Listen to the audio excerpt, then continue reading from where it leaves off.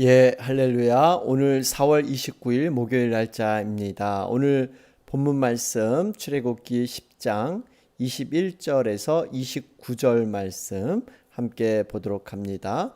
여러분 말씀을 깊이 있게 여러분 눈으로 함께 읽어 가시면서 또 마음으로 확인하면서 말씀을 받기를 바랍니다.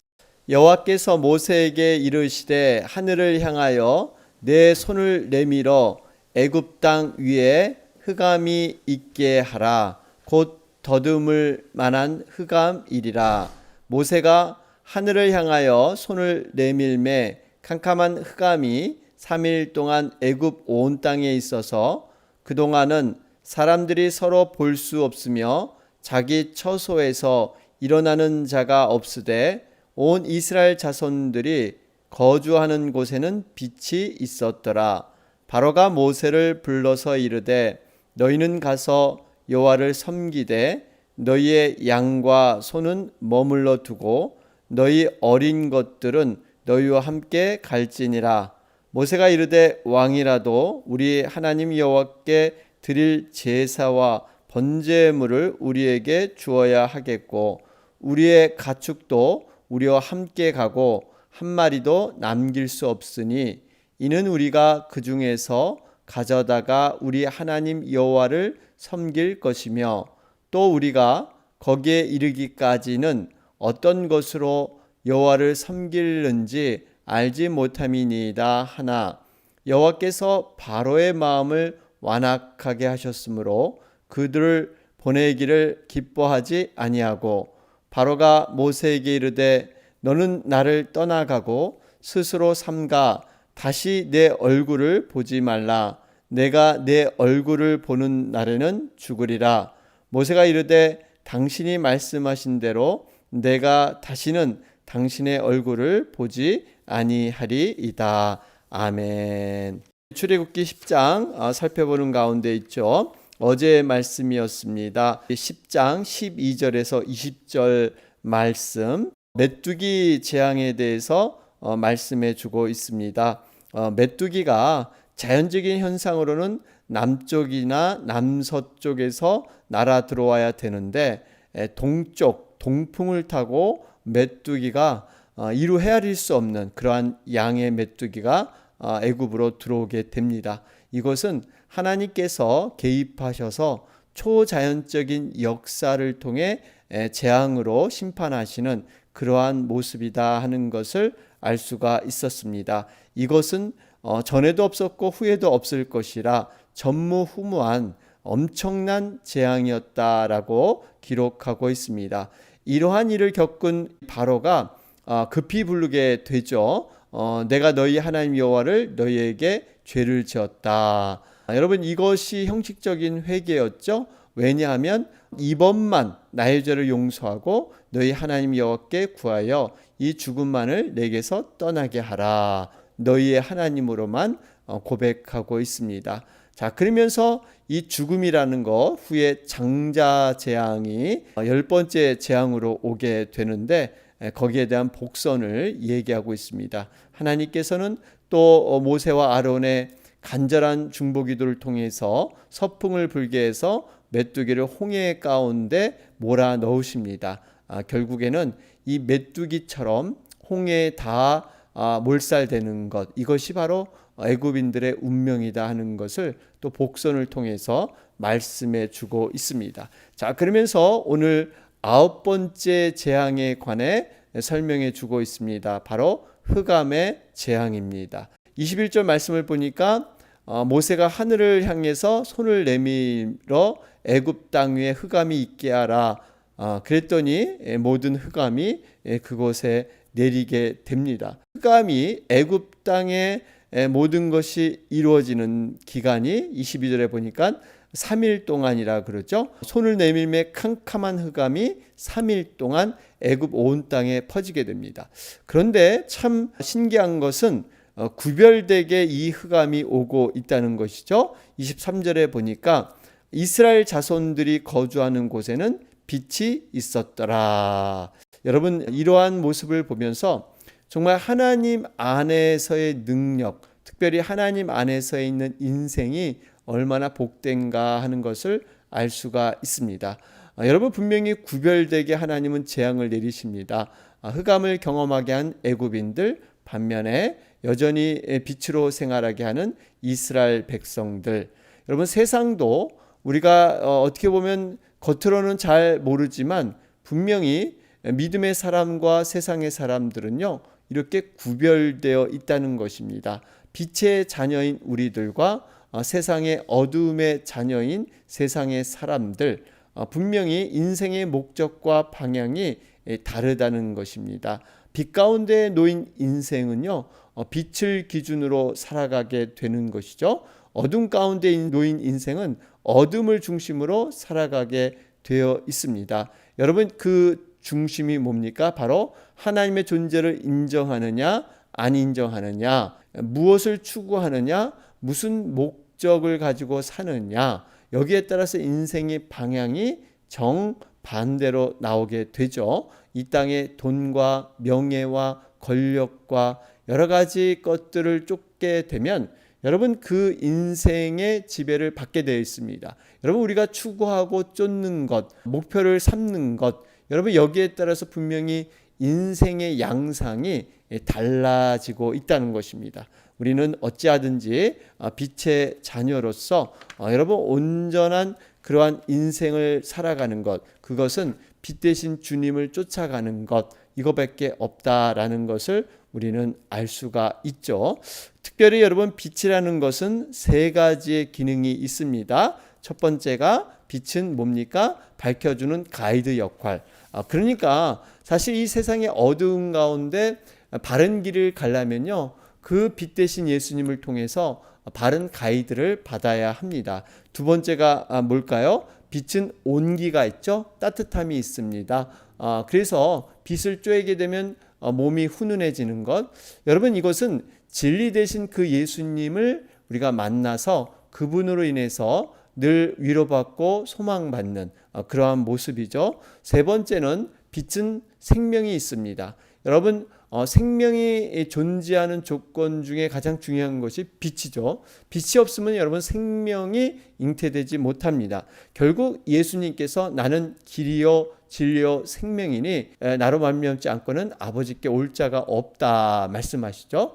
여러분, 이렇게 우리가 예수 그리스도를 쫓는 것, 그분을 의지하고 인생을 살아가는 것이 얼마나 복된 인생인가 하는 것을 다시 한번 우리가 떠올릴 수가 있습니다. 자, 그러면서 22절에 보면 이 모세가 하늘을 향하여 손을 내밀매 캄캄한 흑암이 3일 동안 애굽 온 땅에 있어서, 여러분, 이 흑암이라는 거, 이 흑암과 어두움은 좀 다릅니다. 흑암은 정말 하나님께서 애굽 재앙으로 내리신 이러한 자연현상을 초월한 그런 놀라운 것이죠. 어두움은 그냥 말 그대로 그냥 어두움. 근데 찰흙 같은 어두움 속에서도 그러한 여러 가지 두려움이 가미된 것. 여러분, 이것이 바로 흑암. 등불을 켜도 서로를 볼 수 없을 정도로 어두운 것이 흑암이다라는 것을 볼 수가 있습니다. 23절에 보니까요,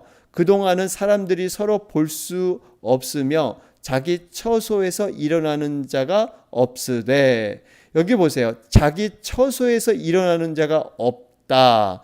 얼마나 캄캄하고 정말 어두웠으면, 근데 모든 것을 하지 않는, 여러분, 등불을 켜도 별로 효과가 없는 것처럼 여겨지는 것. 사실 이거는 애굽 사람들에게 굉장한 큰 재앙의 의미가 있습니다. 왜 그러냐면 애굽의 최고의 신이 바로 태양신이었거든요. 라라고 하는 그러한 최고의 우상을 그들은 섬기고 있었습니다. 오죽했으면 여러분, 이 파라오라 그랬죠. 파라오는 태양신의 아들, 뭐 이런 뜻이에요. 그러니까 이 지금 애굽이 그 날씨 좋은 태양 속에서 그들이 풍성한 삶을 살았는데 지금 태양이 가려지고 흑암이 존재하는 것. 여러분, 이것은 결국 우상의 무가치함, 이 태양신이라는 것이 얼마나 형편없는가 하는 것을 보여주고 있습니다. 자, 그러면서 이러한 영적인 흑암, 이것에 갇히게 되니까요. 여러분 이 바로가 얼마나 더 완악해지는지 모릅니다. 보통은 이렇게 재앙의 강도가 더 깊어지면 깊어질수록 자기 자신을 돌아보면서 하나님 앞에 회개하고 반성하면서 나오게 되는데 바로는 재앙의 깊이가 더 깊어질수록 그 완고한 마음도 더 깊어지고 있다는 사실입니다. 여러분 이것이 인간의 깊은 죄성입니다. 왜 이럴까요? 바로 화인 맞은 양심, 이러한 모습이죠. 여러분 마음이 더욱 굳게 이 죄악으로 닫히니까요. 점점 더 완악해지는 이러한 바로의 모습을 볼 수가 있습니다. 그것이 28절에 나와 있잖아요. 바로가 모세에게 이르되 너는 나를 떠나가고 스스로 삼가 다시 내 얼굴을 보지 말라. 내가 내 얼굴을 보는 날에는 죽으리라. 여러분 사실 이 바로가 이러한 재앙이 깊어질 때 회개하고 좀 하나님 앞에 나올 수 있는 기회들이 많이 있었습니다. 그런데 이러한 재앙 앞에 오히려 완악해지는 이러한 바로 이제는 자신의 잘못을 뉘우치는 것이 아니라 오히려 모세를 원망하며 모세를 이렇게 죽이겠다 이렇게 고백하고 있습니다. 이 이유가 바로 영적인 흑암 여기에 갇히게 되면요 더욱더 악만 가중되고 하나님의 선과는 점점 멀어질 수밖에 없는 그러한 인간의 모습이다 하는 것을 알 수가 있습니다. 자, 그러면서 22절 보면 이렇게 흑암이 왔을 때 애굽의 사람들의 상태가 어떠했을까요? 여러분 당장 생활하기가 불편하고 아예 생활을 못할 정도로 힘듭니다. 이것이 육체적인 고통이 있었겠죠. 정신적으로도 그들은 재앙이 깊어질수록 힘들었고요. 또 종교적으로도 다시 말하지만 우상을 섬겼던 그들이 충격을 받게 됩니다. 결국에는 총체적인 그러한 어려움을 당하게 되는 것. 여러분 이걸 볼 때 우상 숭배를 하는 사람들의 이 모습이 바로 지금 애굽 사람들과 똑같습니다. 하나님을 떠난 인생은요 이렇게 육체적, 정신적, 또 종교적 여러 가지 것에서 만족함이 없이 그들이 이러한 피해의식 속에서 그들은 정말 영혼이 파멸되어 가는 이러한 어려움을 당하게 되죠. 우리가 어찌하든지 포도나무 되시는 예수님 안에 붙어서 우리가 하나님의 은혜 안에서 살고 있다는 것, 이것 자체가 여러분 복이 되는 줄로 믿습니다. 자, 그러면서 24절에 또 바로가 모세에게 타협안을 제시하고 있습니다. 여러분 과거에는 이 장정만 가라, 어린아이는 두고 소나 양은 두고 이렇게 장정 어른들만 가서 제사 드리고 돌아와라 이렇게 타협을 했는데요. 이번엔 조금 더 구미가 당기는 듯한 이런 타협을 주고 있죠. 24절의 내용을 보면 여호와를 섬기되 너희의 양과 소는 머물러 두고 너희 어린 것들은 너희와 함께 갈지니라. 과거에는 이 어린 그 자녀들 놓고 가라 그랬는데 이제는 데리고 가고 좋은데 단 양과 소는 머물러 두어라 이렇게 얘기를 하고 있습니다. 사실 모세의 입장에서 보면요 한 번쯤은 정말 이렇게 해서라도 출애굽해서 가야 할까 하는 그러한 생각을 가질 수 있는 그러한 유혹의 타협입니다. 여러분 생각해 보세요. 지금 이 바로가 한두 번 거절을 했습니까? 진짜 계속적으로 마음을 바꾸면서 그렇게 교만으로 하나님을 대적을 했는데 어떻게 보면 애굽을 떠나는 것이 목적이라면 합리적인 생각이라고 생각할 수도 있습니다. 바로의 마음이 또 언제 뒤바뀔지 모르는데 여러분 이러한 그 고민 조금이라도 타협을 하고 쉽게 그 길을 갈 수 있는 출애굽할 수 있는 이러한 계기 이렇게 생각할 수 있습니다. 그런데 모세는요 조금의 타협도 하지 않았다는 사실입니다. 하나님의 말씀을 그대로 유지하고 그대로 전하면서 그대로 행동으로 옮겼다는 사실이죠. 25절 26절 말씀을 보면 모세가 이르되 왕이라도 우리 하나님 여호와께 드릴 제사와 번제물을 우리에게 주어야 하겠고, 그러니까 이 번제물을 양과 소를 조금이라도 놓고 가면 안 된다는 거죠. 그러면서 26절에 말하기를 우리의 가축도 우리와 함께 가고 한 마리도 남길 수 없으니, 그래요. 한 마리도. 여러분, 이것은 모세가 얼마나 단호하게 타협하지 않고 정말 하나님의 뜻을 이뤘는가 하는 것을 볼 수가 있습니다. 여러분, 우리에게 정말 이렇게 중요한 것은요, 이 타협, 여러분 신앙에 있어서는 타협이 있어서는 안 됩니다. 하나님은 정말 모든 것을 통해서 하나님의 순종을 이루길 원하시지, 여러분 99%의 순종, 이것이 아니라 100%의 순종을 하나님은 원하고 계시다는 사실입니다.